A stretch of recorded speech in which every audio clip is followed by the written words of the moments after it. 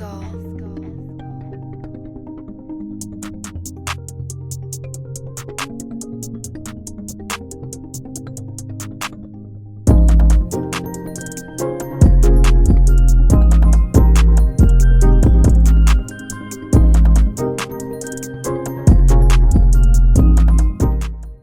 that point of Kendrick being 45, Hov being 60, like Drake being 40. Yeah. Like, it's like, dude, there's so much opportunity out here for sure. Yeah. And for any young person, I would hope it just gives you inspiration to like, yo, let me just keep on trying. It's going to be here for me if I'm here for it. Yeah. Doing what you love, just, you know, there's this thing about the universe that just like steps in and it's just like, we're gonna get you through this, you know. But it happened to me enough times for me to think that that's impossible. It's impossible for someone like me to just be that reckless and to just fucking pull it off. How many months in 3 years? Like 36 times. Like, 36 times something fucking pulled me through it. And you know, I'm not saying that everyone should like follow exactly what I did, but there's something really bizarre and weird that I'm doing that's working. And I want to unlock that. Yeah. Listening to what you just said literally gave me like chills on the low, because it's like we was just talking about how you have to make something matter to you. You know what I mean? And I think being in a situation like that where it's like, yo, if something don't get sold by the end of this month, like, I'm out of here. You know what I mean? So on top of it being something you love, it's that urgency of like, yo, on top of this being something I'm into, I have to be even more into it because I'm out of here if it's not. And doing that consistently, like you said, 36 months in a row, we all know how habit works. It's like, yo, I'm connected to this with it in a deeper sense. It's almost like a personal science experiment for me. Like I'm kind of dissecting my process and what I've been through over the years, and I'm like trying to unlock this like X factor. And the thing that it always comes back to is usually like two things. It's like falling in love with doing something, like deeply in love with it, and trusting the process. And when I go back and think about those 36 months, and then I think about even now, like what I do now, both of those elements are still kind of at the forefront. It's still extreme love for the thing, which is making music, and extreme trust in the process that it'll work out. And like those two things are very fucking scary for most people. Like, we were taught to kind of look at those things as like just being really reckless. Like, okay, trust the process. Fuck you. Get a job, bro. Trusting the process ain't gonna pay the rent. You know? But even that mentality is just like completely blocking you from even taking that fork in the road that'll lead you to success. You know what I mean? Some people are hesitant to kind of make that transition. They're like, no, fuck that. Like, I make 80 grand a year selling beats to struggle rappers. I'm fine with that. In my humble opinion, I believe that if you really love this music shit and you're really passionate about this shit, you want to make the best music you want. You know what I mean? Possible. Like, you want to be proud of the music you make. At your own pace, just making sure you know if you're being consistent. You know if you're giving your best. Can't no one be like, man, you ain't trying. If you know, like, yo, I'm half-assing this. Everyone fucks with it, but I know I half-assed it. You know what I mean? I know I half-assed this song or whatever. Remember in The Matrix when Neo was sitting in the chair? I think it was Matrix Part 1, and he was like hooked up to the machine, and they were like, the machine was training him, you know, all different kinds of kung fu styles, and he's just like, and like, it's interesting because when I think about production and music production and composing music, I kind of always go back to that in terms of when you're a producer, when you listen to music and then you fall in love with a certain genre and then you start to mimic it and you try to create it, it's like sitting there like Neo, like you're learning how to make that that groove, you know? You're learning how to, you know, you fall in love with like 120 BPM dance music from the 90s. And so you listen to all that shit, Crystal Waters, fucking all that. And then you start making it, and like the first few are shit, but then you keep making it and you're like, damn, I love this. And then a year goes by and you're actually like pretty good at it, and then you move on to something else. But like in doing that, you've just acquired a whole new set of skills that you can pull out at any given moment from your subconscious when you're creating music. You know what I mean? So that's a fact. Yeah, I think that's just, and it's free. Yeah. Like it's literally free. Yeah. All you have to do is just listen to other music. Yeah. And then take the time to try to make it. When you're an upcoming producer, you have to bite the bullet.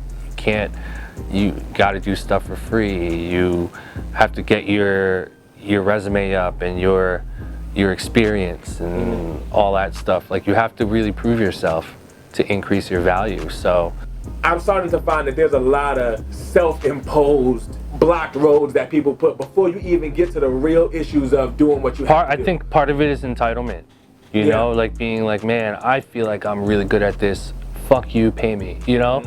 But then on the flip side, I think the best strategy in the beginning, you know, and not just for music producers, just in general, like if you're a freelancer of some sort, like I think a really, really good strategy is to say yes to everything. Say yes. You know, because you didn't have something to answer. You didn't have the opportunity to say yes yesterday. You know, so say yes to every fucking gig. I think in the beginning, you say yes to 100% of everything. And then as you continue your journey, you're saying no more often. So you go from like 100% yes, 0% no, and then maybe, you know, 6 months later, you're saying yes to 95% of everything, and 5% you're being a little bit more choosy.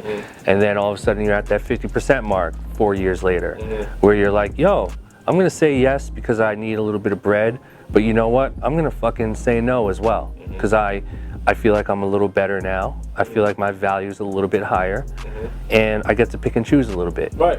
And I think once you reach that point where you can say no 100% of the time and say yes to whatever your heart desires, I think that's when you're really on your way to like ultimate happiness, where it's like, nah, I'm doing projects I want to do. Right. and it's funny because literally that's something you work towards, but if you think about it, that can be something that you do from the get-go. Either way, it could work. Yeah. It's that risk. But if you consciously going into it, I know what I'm going into, I know what I'm choosing, I know what I'm betting against, I know what I'm betting on. Yeah. It's just shots and numbers. Yeah. How many shots you're gonna take, how many are gonna go in, you know, or are you only gonna take one shot when you're 100% sure, you know?